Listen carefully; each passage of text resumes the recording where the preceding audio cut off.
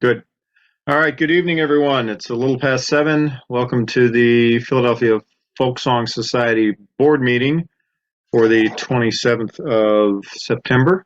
My name is Miles Thompson. I'm the president of the board.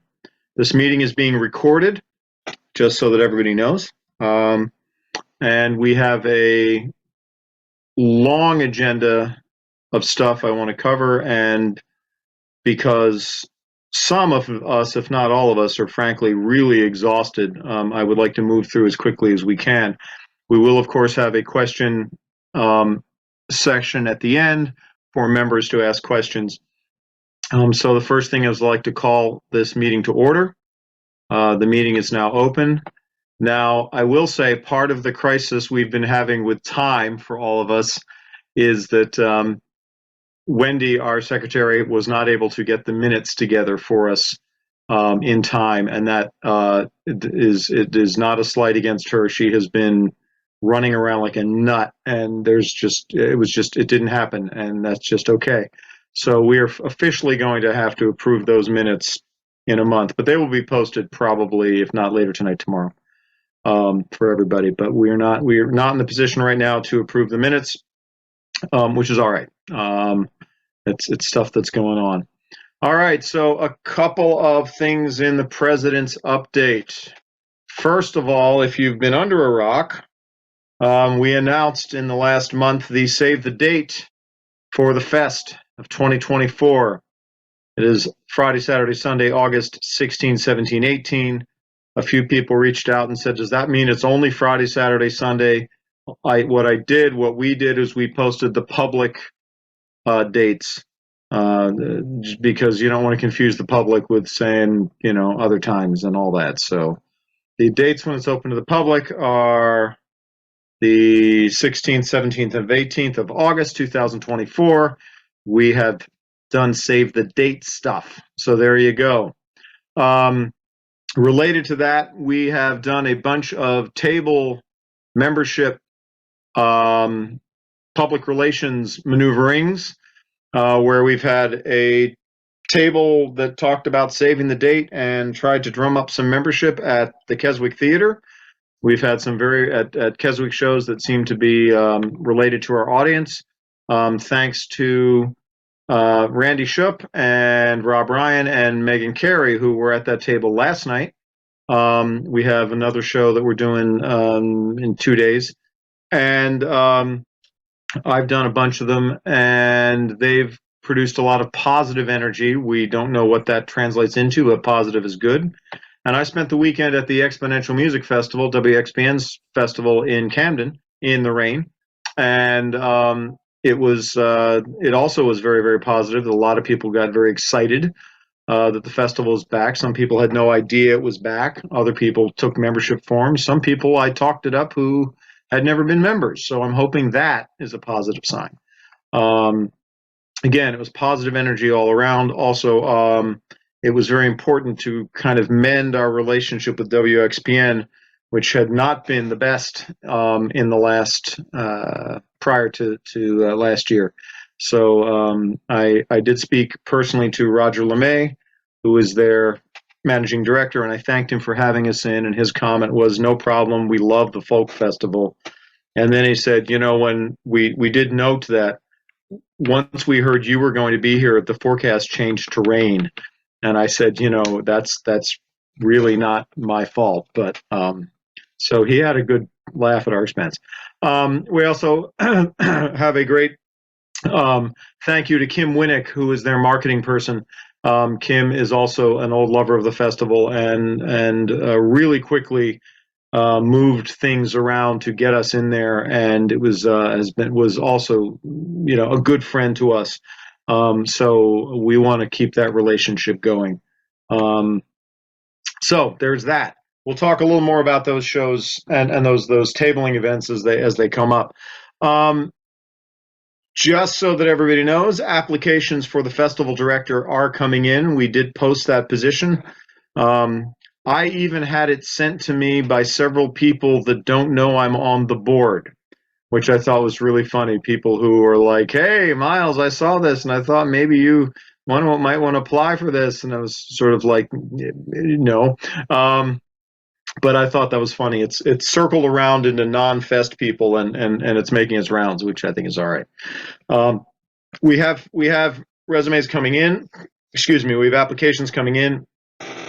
The deadline is this Friday, the 29th, and appropriate candidates will be interviewed. We are still figuring out the details of who the interview team will be, so stay tuned on that. The grant application for the Martin Guitar Charitable Foundation was submitted before the deadline of September 1st. Thank you to everybody who helped us get that in particular Ann Stevenson, who really took over writing most of that grant proposal. And then I tweaked it some at the end, and the rest of our board for getting financial stuff together, the Erics. And I did get an email back about a week later from somebody on that committee saying, we've received your email. Thank you. I received your application. Thank you. So I can only assume it's active. We'll see where that goes. That is only for $10,000. That is a very specific thing for educational workshops. We have other things we're going to try to talk to Martin about. PFS will have a membership table and is presenting live music in our office parking lot for the Glenside Fall Festival, which is October 21st. It will run from 12 to 4. We need some volunteers to work the table. It is basically something where the folks in Glenside asked Jan Hoffman, who is our property manager, if they could use the parking lot of the building that her company owns, which is the one that's our parking lot. And she said yes, and said, ooh, let me see if PFS wants to do a thing. So we've got a couple of bands lined up. The band Wendy and I are in, called Groupie, is going to play.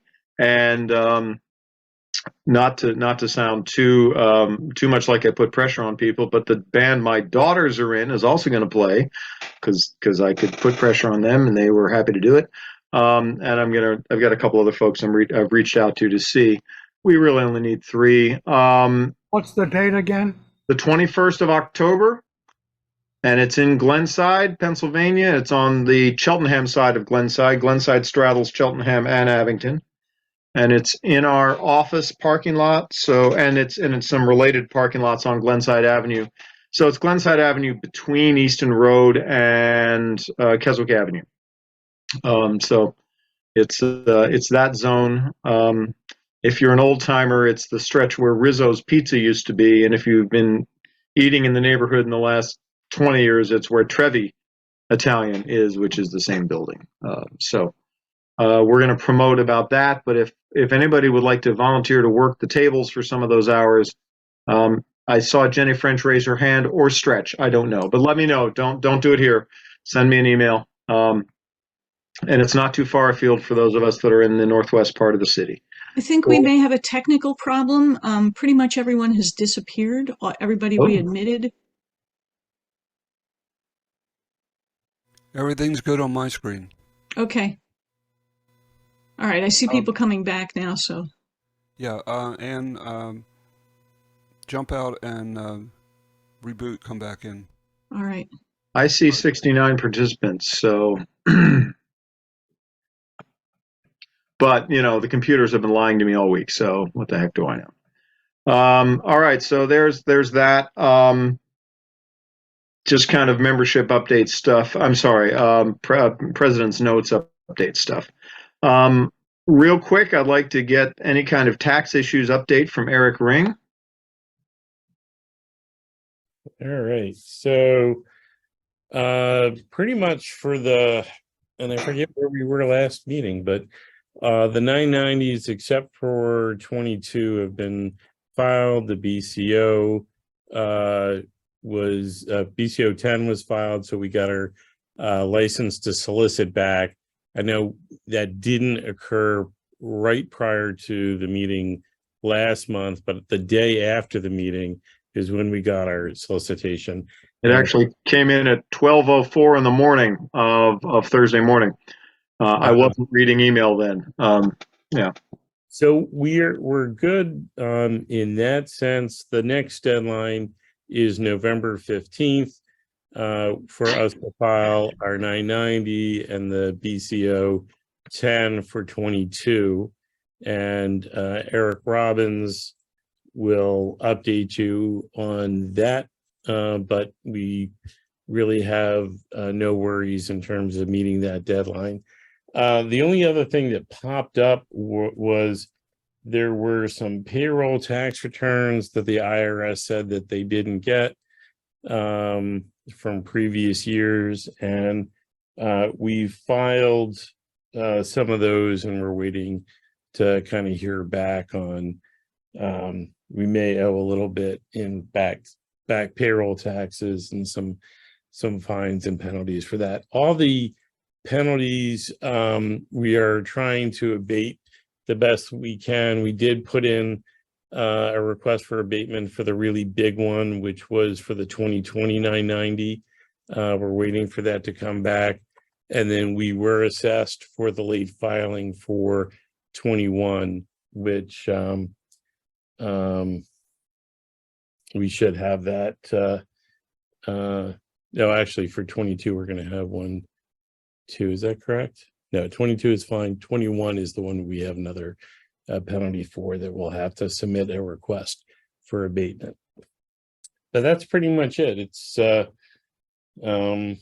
we're narrowing down the window in terms of the back tax issues. Miles, I think you're muted.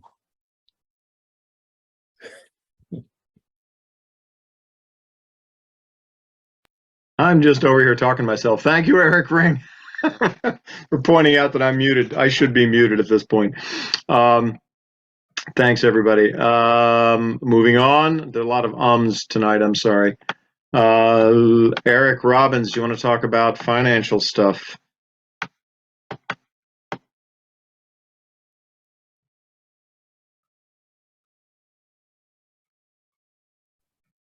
See my screen? There it is. Yeah. Okay. All right. So we did prepare the 2022 financial statements, and they've been provided to the outside CPA. They're going to perform a compilation. So as Eric Ring said, we will be able to file our 2022 990 and BCO 10 before the deadline of November 15th. So we'll be all caught up on all our tax returns. And this one's not delinquent. 2022 is just on extension. For the month, we had $14,168 of net income, or what I'll call decrease in our net deficit. And we've raised over $34,000 in member dues since the launch of our True Believer campaign. Thank you, everybody. Yeah. And those are revenues in both August and September. So taking a look at the income statement, for September, we collected revenue of $21,821. We also received debt forgiveness of 100% of the outstanding Vimeo bill. They agreed that we do not have to pay them anything, which is awesome. Total revenue of $29,755. We did pay operating expenses of $10,500, and that did include $3,700 of past due Iron Mountain charges that we previously didn't account for. I think we were all aware that Iron Mountain would need to get paid at some point, but they hadn't been providing us invoices, and then eventually they did. So we're all caught up with them, and we paid that this month. I've also accrued an expense for about $5,000 as an estimate, a reserve for t-shirts. We owe a lot of t-shirts to people as part of the True Believer campaign, so I put that on the books as well. Once again, that's just an estimate of the cost and something we won't have to pay till 2024. But total expenses for the month, $15,587 on the $29,000 of revenue. So we did have net income or decrease in net deficit of $14,168 for the month. Our beginning net deficit was $127,000. So now we're down to $113,000. So moving in the right direction. And then we can look at the balance sheet, which will show the breakdown of that net deficit. We have total cash in bank of a little over $52,000. We don't have any current payables. We're up to date on all our payables. We do have that reserve for t-shirts that I put in as estimate for $5,000. And then we have the old payables that and liabilities that we've discussed in the past. On Upper Salford Township, it was originally $5,000 last month. We have entered into a payment plan. We're paying them $500 a month. We made the first payment in September. The penalties are the same amounts that you saw before. Once again, we're hoping that we will not have to pay them at all and can have them abated. And then we have our line of credit at $99,777. Once again, it's due next March, but it will be extended like it is every year. So total liabilities of $165,000, total cash of $52,000, and that's how we get our net deficit of $113,000. And then the last financial statement is the cash flow statement, and what that does is it reconciles that bottom line, that net income of $14,168 to the total change in cash, which you can see down at the bottom is $10,700. We back out the debt forgiveness income, which is included in the bottom line, but it was not cash flow. We also paid that $500 to Upper Salford Township that I spoke about. We had the expense for $5,000 for that reserve for t-shirt, but we did not pay that. So we generated $10,700 of cash during the month.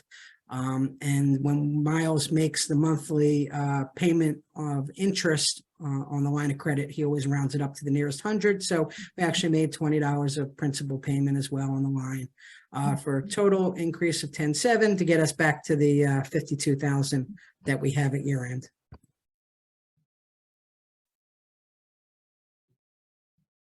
Great. Yep. And I did pay the line of credit, paid $900 toward that a couple of days ago. And so that brought it down somewhat. We're whittling away. It just makes me feel good to whittle away. Rob, do you want to handle the development report? Sure. First, a quick question for Eric. I think I know the answer, but I just want to be sure. The deficit of 113 assumes that we would not have those debts forgiven for the taxes. Is that correct? Correct. It lists all those liabilities. So if we get debt forgiveness income, that'll be revenue to reduce the deficit. Fantastic. So that kind of flows right into the fundraising plan, which is our part of our revenue. And basically, kind of looking back for a second, when I first came on the board, we were about $200,000 in debt. So we've cut it in about half. And that, again, was mostly thanks to the membership and the members, obviously not only the true believers, but those that were true believers even before the true believers. So the only thing I'm going to share right now is moving forward the plan. Basically, just a reminder that what we're doing is we're diversifying our fundraising strategy. So in other words, we don't put all our eggs in one basket. First of all, as Miles mentioned, we had a grant thanks to Miles and the two Erics, and of course to Annie who wrote it. Hopefully we'll have more grants. And part of the whole sponsor piece, there will be some written sponsorship submissions. We already have a couple volunteers that can help us with that. I'll be speaking with Annie about that as well, but she may have her hands full with grants, but there are a number of different ways that we can get sponsors. We are very close to having a finished sponsorship packet, which has all the sponsorship levels. It had feedback from our resource development committee. It's been reviewed a bit by the board, and it will be presented at the next board meeting. And it includes the ads as well, so that there will be an opportunity to sell ads for the festival, as well as various types of sponsorship. High-level sponsorships will be more high-level meetings, and the smaller sponsorships will be submissions. And we'll see how much money that gets us, but it could be potentially anywhere between 100 and 200,000 if it's implemented correctly. So that's the sponsorship piece, and that will be beginning no later than the next board meeting. By that point in time, we'll be kicking that off, if not sooner. Donors. As you know, we got our charitable license back, and as a result, we are able to take donations. We don't want to start a new campaign yet because of the fact that we've just been through a tremendous period of time where our members have really given well over $50,000. So we will be doing something with that. There is a link out there. It's a fun system that we can use. It's called Give Butter. You can create your own teams. You can challenge each other to raise money. But right now, we're not kicking that off. You're welcome to start using it, though, and giving. And we have a little under $2,000 that will be going to our bank account shortly within the next 72 hours from people who have already given. And hats off to Erin again, who is going to be ready to manage that donor database. Finally, the most interesting piece is the events. And the events right now, we're looking at 2 events. One, the Sooner event will be an event that'll be a little more traditional fundraiser with a series of performers that we have not yet determined that will donate their time minus expenses, and will be in a venue that will be under 1,000 seats. And that event will be happening most likely December through February, somewhere in that neighborhood. There's another event that if we are able to pull off, that event that I just spoke about should raise between 50 and 100,000. The final event, the most exciting one, we are working very slowly with, and we don't want to spoil the deal, so we're going to keep a little quiet on that, but we're pursuing a very high level performer that if we were able to get this performer, that event should rate us significantly more, let's just say that. And that probably would not happen until the spring. So that's our plan right now. We're doing a lot of different things.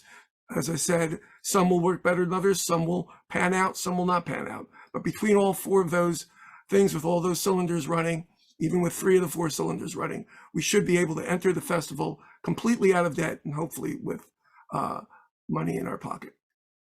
That's that. Thanks, Rob. If you can clear the screen. I'm going to try. Thanks, There we go.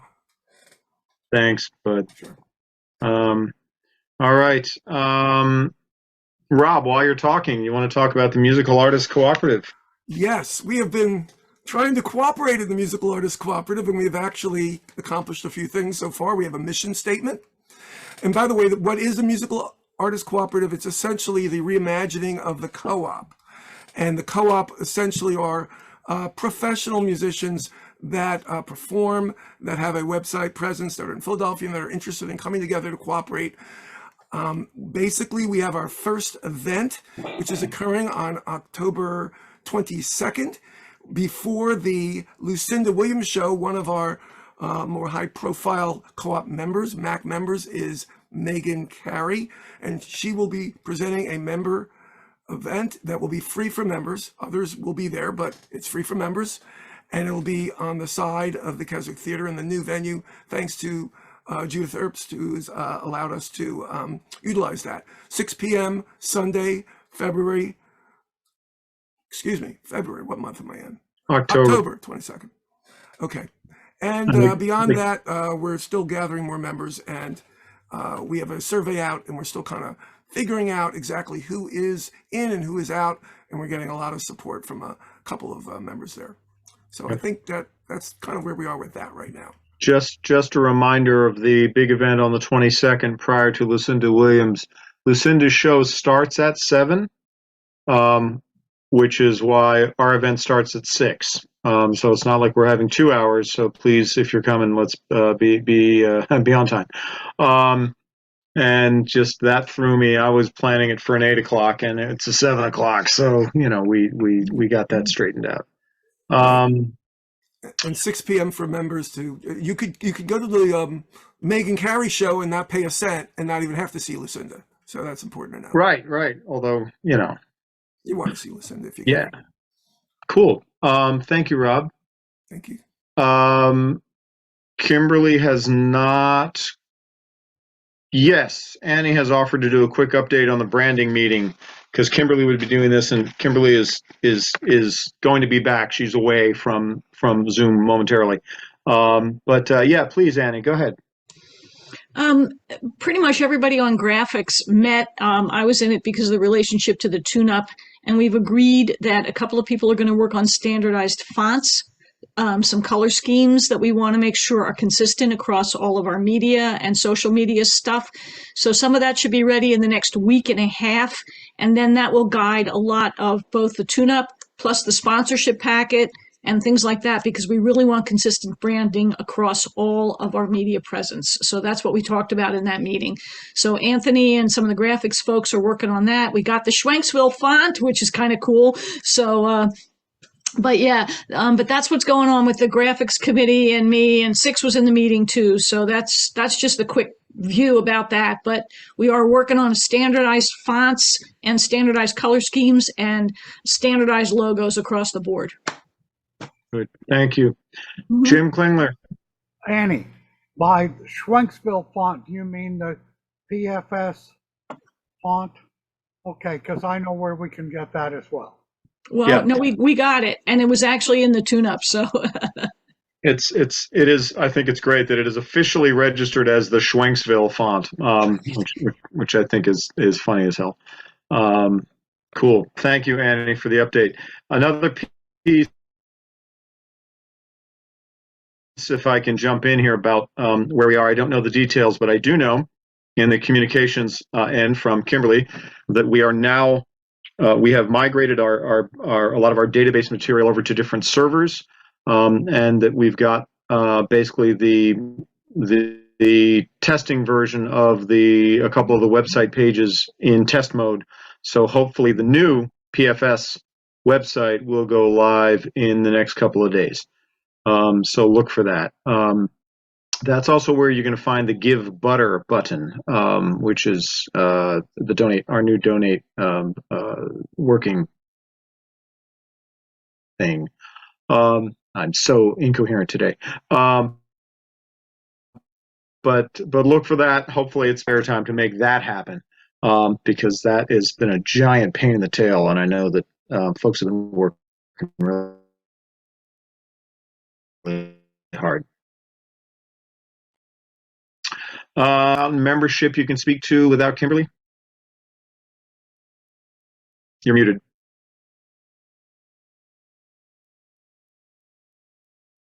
Sorry about that. Yeah, Kimberly left me a big report here, so let me see what I got in here.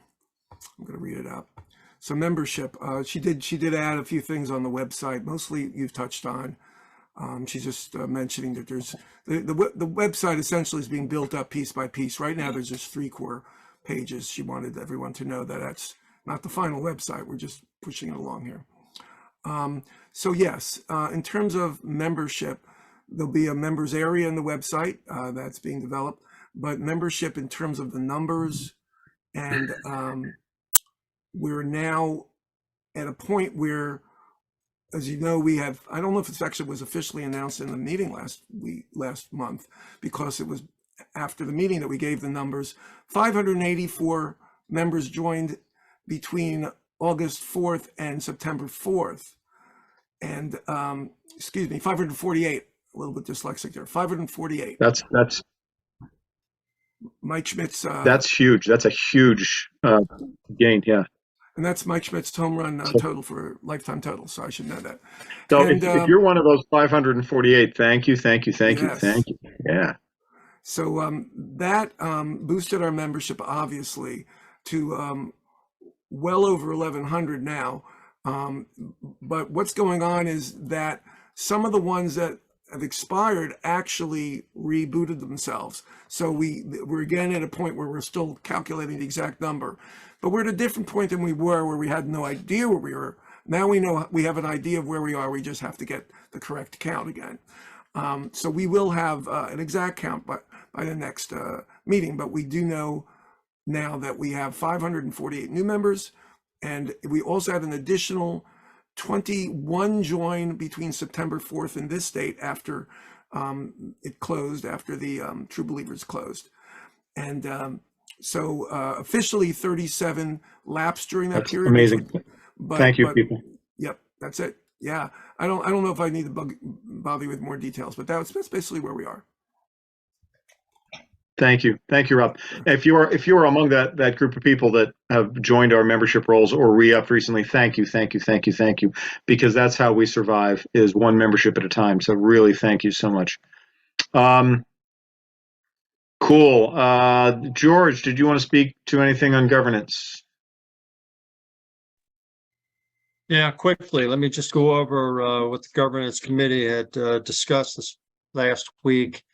The directors up for election this year are Eric Ring, Rob Kutzik, and Eric Robbins. Each were elected by the board to replace open seats on the board earlier this year and should be approved by the PFS membership. There are no other seats up for election this year, and instructions for nominating petitions by membership for the board of directors will be distributed after next week, probably next Friday, they'll be ready. Petitions then for individuals you'd like to nominate, and you can self-nominate, must be received on or before November 16th. A board position overview and application is in hand and is being updated for 2023, and that is what will go out to anybody interested in being a member of the board of directors. That is it at the moment. We're working on the code of conduct review and put some revisions in there for recommendation to the board, as well as the conflict of interest page, which has to be updated for everybody. Where will Great. that appear, George? What's that? Where will that appear, or will it be sent to all members? It will be sent to all members. It should be sent to all members. The code of conduct. The conflict of interest belongs for the board of directors. I mean the application. Oh, the application.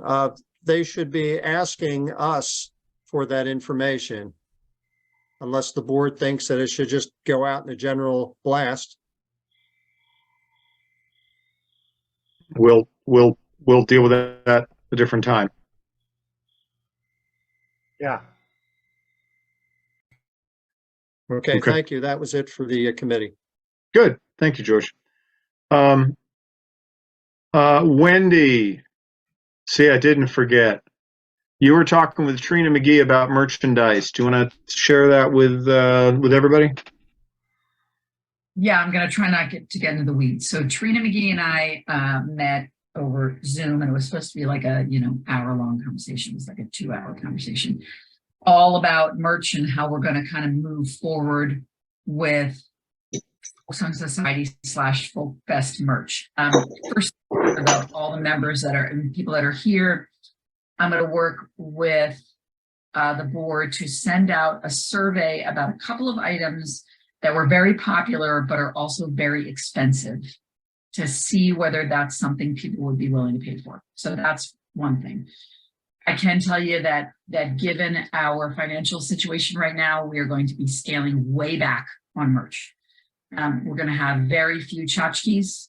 We're going to scale back on all forms of clothing. We're still going to have a bunch. We're not going to get rid of the merch tent. It might be smaller, but we're not going to go back to the old days where we had just a booth. So there's going to be a bunch of changes. The other thing we're going to make sure of, because we get a lot of feedback on this from paying campers and people who work and can't arrive till Friday, is that we are not going to allow merch to sell out like as of Friday, so that people come in on Friday night and there's nothing there. So we're not going to allow that. That we're either going to shorten the hour, like not start selling merch till Friday. We're going to hold some back so that there's plenty to last throughout the weekend. That's another. So that's sort of the 10,000 foot view stuff. And I'm going to be working with Trina, working with MJ, Reinhardt, who had just helped to kind of work, design a new PFS website and design some merch stuff, and didn't get any response. So we're going to be working with all of those people. Also Tova, who's going to help me with inventory. So if you want to be part of this, let me know, wfuhr@pfs.org, FUHR, so that we can set up a Zoom call, talk about that stuff. I'm going to be talking with Eric Robbins about budget. It's not going to be the budget we had before, just is what it is. But we want to decide what's most popular, what people are really going to want, and moving forward, that's what we're going to do. So that's where we are. Awesome. Thank you, Wendy. Thank you for the update, and thanks to Trina if you're listening. Okay, a couple of things. But just before I move away from this stuff, are there any things that our board members need to update on that we got that were missed?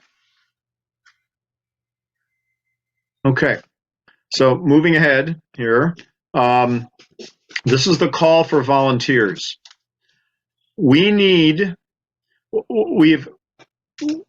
had real positive responses to the tables we've had up at the Keswick and the table we had at the Exponential Music Festival, and presumably the table we're going to have out at the Fall Festival in Glenside.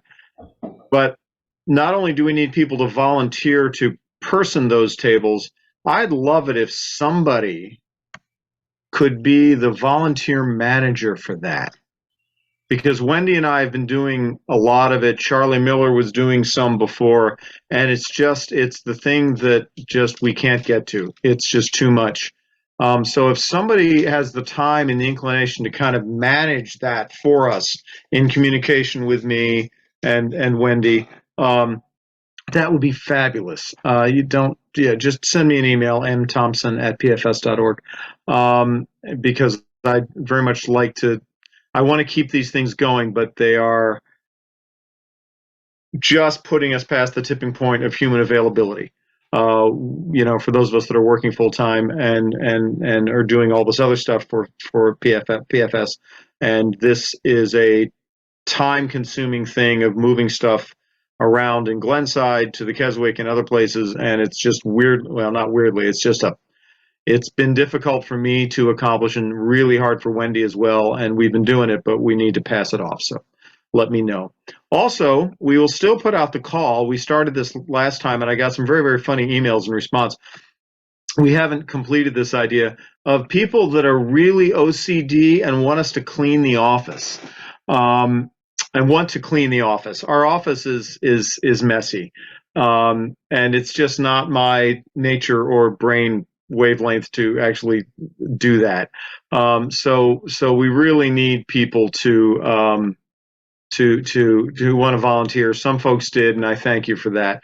The other piece that has come up is that we may be in need of and six, what's it called? Not an ozone machine, but it is an ozone generator, because we have a bit of probably a creeping mildew problem in the office. There was a roof leak which got fixed. We're plagued by roof leaks, it seems. There was a roof leak that got fixed last week, but it seems that some mildew is taking hold, even though we have air conditioning running.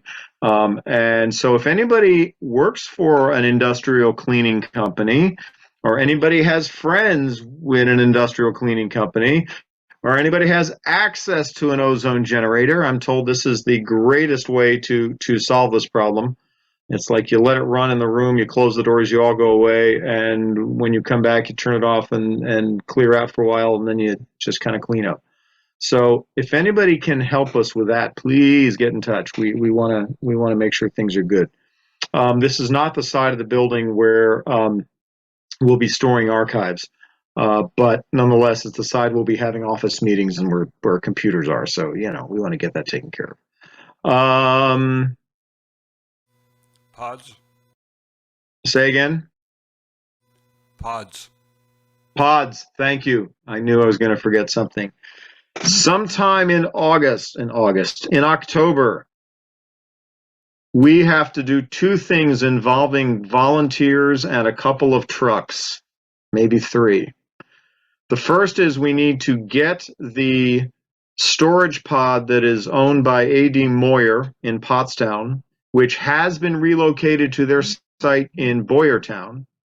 And we need to get to it and empty it. It's probably got camping and parking and other outdoor stuff in it.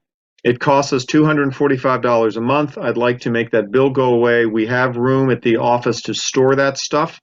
I would like to do that. Just like we moved stuff from the store, one of the storage pods, and cleaned it out earlier this year and brought it down to the old office to sell off. I'd love to get a team of people to do that as well. Also in October, we have to empty out the physical archives that exist in Iron Mountain, which is a company, not a hill. And Iron Mountain is archive storage, and we have something like 230 boxes that need to be removed So that's a couple of trucks and a bunch of people that are willing to lift and haul. And most of that will be going to our office, and some of it will be going to Trish Hurley Callahan's house, where she has a climate controlled space for certain levels of archives. So I'm looking for volunteers to do that. And if you could just send that interest to directors@pfs.org, then all of us can see it and we can respond fairly quickly. The last time we put out this call, which was for moving stuff to the old office, it went beautifully, and I believe it will again. So thank you in advance. 6, did I forget something? I had volunteer schlep, pods, and ozone. Yeah. Okay. Cool. I think Thank got them you. all. That takes care of it. All right. Let's do questions from members. If you're a member and you've got questions about what's going on, please raise your hand. We'll answer to the best of our ability. I see Mara Levine. Go ahead, Mara. Thank you. Yeah, one quick question. Have we generated some income, and then a little bit of info? Have we generated some income on the merch sales since moving to the new facility? Because I know you guys had a lot of sales before we left, but have we been able to generate any merch income? Nothing substantial. We've sold a few T-shirts. We're only selling clothing at this. This has so far been at the Keswick. We're only selling clothing because it's free of sales tax, and we're trying not to complicate our lives. I don't know, maybe $80. Nothing substantial. Okay, and just want to mention that we are continuing with the open mic on the third Wednesday night of every month. That is open to anyone who wants to join. And about a week prior, if anyone wants to sign up on the email list, I can't put my email in the chat, but maybe one of you guys can, marablevine@gmail.com. For people who are interested, I'll send a sign up list around, and we are posting the event in the various PFS sites, including the Zoom link on some of them for now, till we get more people signed up. So just want to make that open to everyone. Thank you, Mara. Very nice. Real quick, Mara, I just gave you permission, so you can put that in chat. Thank you. There it is. Charlie Miller, I've been watching you pour wine and drink it all evening, so this would probably be a good time to talk. You are muted, though. I'm muted. Okay. A tip of the Miller's Top of the Hill Winery finest to the board, who has done an amazing job. I would not have believed this could have happened last year, and you guys are just the best. One question, is there a PFS presence at NERFA this year? No. Okay. I mean, no particular reason besides cost. Going to NERFA costs a lot of money, and we don't have it, so no. I know it's, No. Yeah. Great. To you guys, to the board. Thank you, Charlie. Other questions? Wow. Annie's got her hand up. Annie, go ahead. Yeah, I just want to say the night we were at the Keswick, we did $380 worth of T-shirts. Oh, really? All right. Okay. So Mara Levine, 300, probably 400. What the hell do I know? Doug Hirth, go ahead.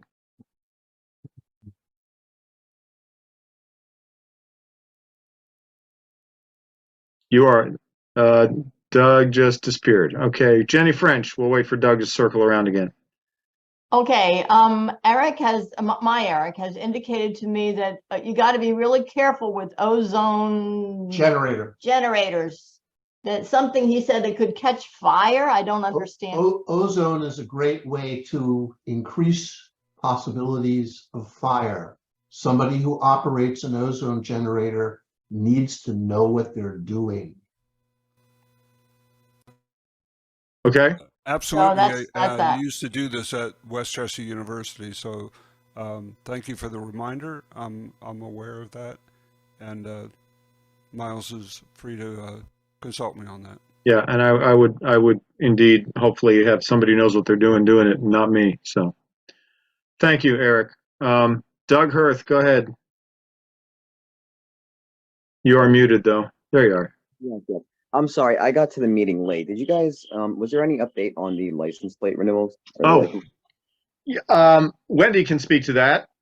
Besides that we're, what was done, or is there any other? Right. So after 24 minutes on hold with the Pennsylvania DMV, I found a very nice guy who gave me a fax number and told me exactly what to send.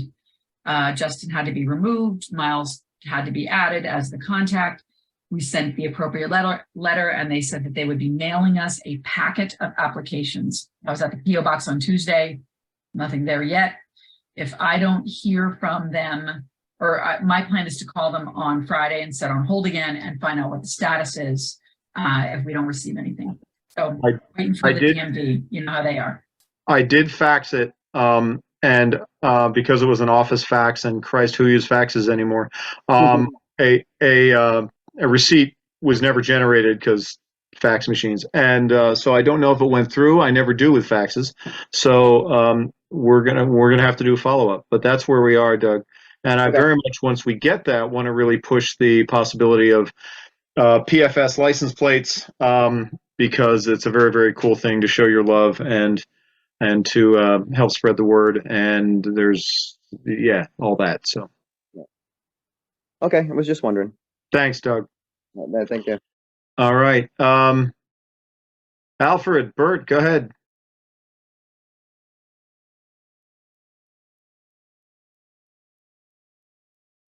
You are muted and your hand is up. There you go. There we go. Do we have any information on any of the artists? So are we allowed to say anything about that yet? We're not there yet. We've had, as soon as the word got out, we were having the festival, the amount of email we got from artist representatives and management companies was unbelievable. So there's all sorts of options out there. We just really wanted that to be something that we started doing with the new festival director, because that just seems appropriate. So yeah. So Okay. quick answer on that is no. Thank you. All right, thanks. Todd, go ahead. Hi. Going back to the license plates, was that only for Pennsylvania, or would New Jersey be able to be eligible for that as well? That's Pennsylvania. It's Pennsylvania Department of Transportation. Okay, thanks. I wouldn't even know where to start with New Jersey. Hell, I don't know how PennDOT operates. So Thanks anyway. You can call a certain senator. Yeah, that's right. Call. Yeah, all right. Who else had a hand up? I'm not seeing everybody. Is there somebody else with a hand listed?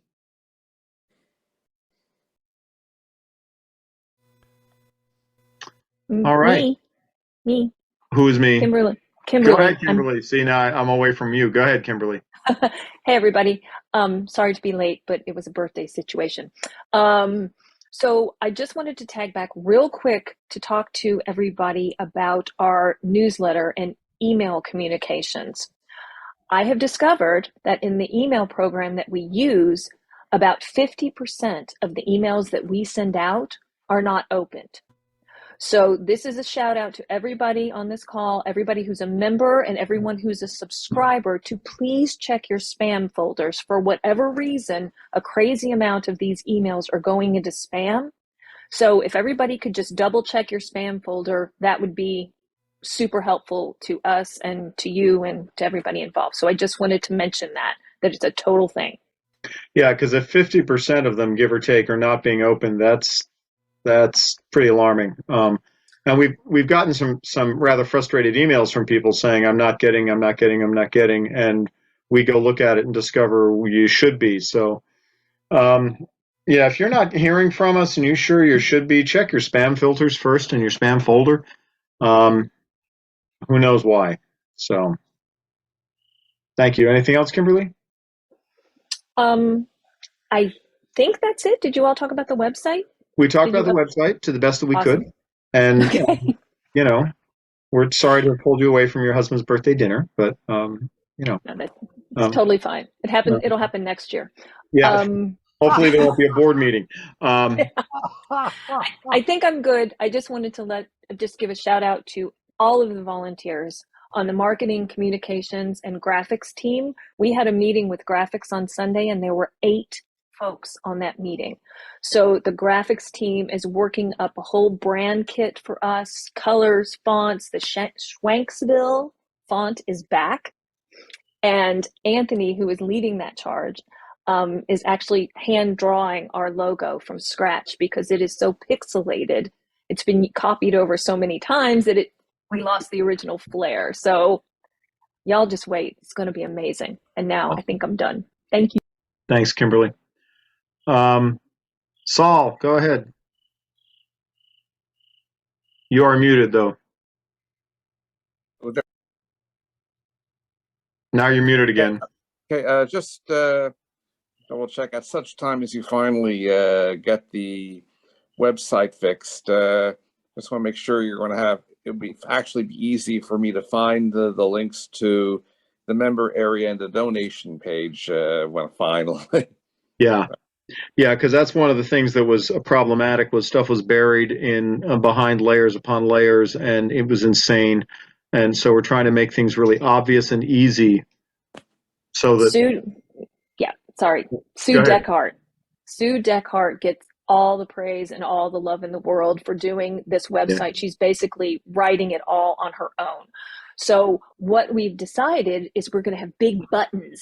Donate. Join. I know it's going to be banana pants. It's going to have buttons that say join, donate, subscribe. It's all actually ready to go. We're just going to meet on Friday to test it. And we're doing the website in 3 phases. And the first phase is, Saul, you're going to love it. It's going to be so easy. And the membership area, we're kind of working on that. That's going to be in phase 2. But the first phase is the home page, the join and donate page, and the contact page. So it's the about, home, and contact page. And then we will unwrap or reveal rather the other pages as soon as they're tested and ready to go.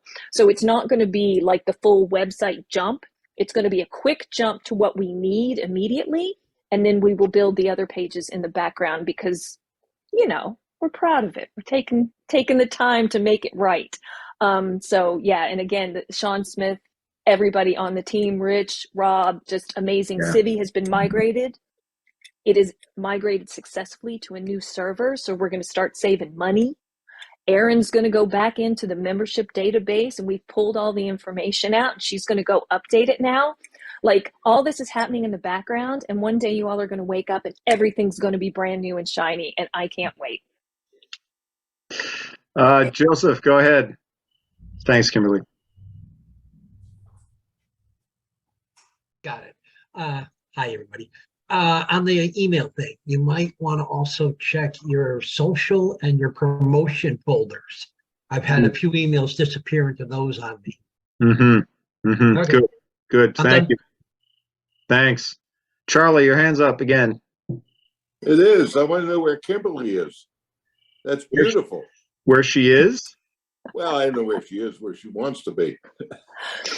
This is actually a festival that I went to in Canada called Summerfolk, and this is the green room view. It's on the shores of Georgian Bay. So we're going to need some water on the old pool farm to recreate this. So we'll put that on the wish list. But Kimberly, the boat hasn't moved. No. Suspend your disbelief and play along. Okay, I got it. Randy. The web crew can animate that for you. That's right. All right, thanks, Miles. Hearing about the website, last night at the Keswick, we had questions like, well, if I become a member, what are going to be some of our benefits? And I said, well, for one thing, you can buy tickets to the festival for a reduced amount. And I went to the website, and of course, that's not there.